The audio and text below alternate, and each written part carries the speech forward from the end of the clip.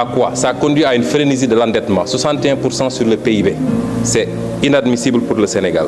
Parlons des eurobonds, 100 milliards en 2009, 250 milliards en 2011, 250 milliards en 2014, 660 milliards en 2017 et 1184 milliards aujourd'hui. Et vous nous dites que vous n'avez pas de difficulté. Pourquoi cette frénésie de l'endettement? Pourquoi, dans le cadre de cette loi de finances-là, vous êtes encore dans cette dynamique de créer toujours et encore des taxes?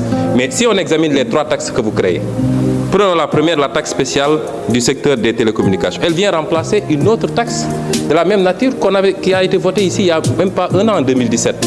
Qu'est-ce que vous avez changé? Puisque vous n'osez pas affronter les multinationales de télécommunications, vous leur donnez la possibilité de déclarer trimestriellement, ce qui est une violation de l'égalité des contribuables devant la loi. Parce qu'en matière de TVA, la déclaration elle est mensuelle dans tout le code général des impôts.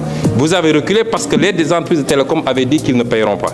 Et vous devez assumer d'avoir annulé la taxe sur les appels entrants. 50 milliards de recettes abandonnées par le président Macky Sall pour respecter une promesse de campagne faite au patronat, particulièrement le patronat français. Le prélèvement sur les compagnies d'assurance. Mais vous mettez une taxe de 1% qui va être encore supportée par le consommateur, alors que vous n'osez pas taxer les forts profits des compagnies d'assurance et les distributions qui sont faites. C'est là où se trouve l'enjeu. Mais vous êtes toujours en train de faire peser la charge sur les mêmes, c'est-à-dire le pauvre contribuable. Enfin, les prélèvements sur les opérations de consignation.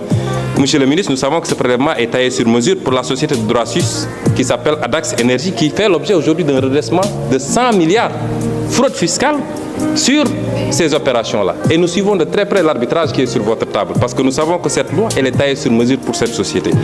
Et voilà que le président Macky Sall, sortant de son sommeil de Lyon, décore cette même société de l'ordre national du Lion. Les multinationales viennent ici, elles fraudent, elles grugent le fisc, mais on les décore après de l'ordre national du Lion. C'est très bien fait et puis on avance.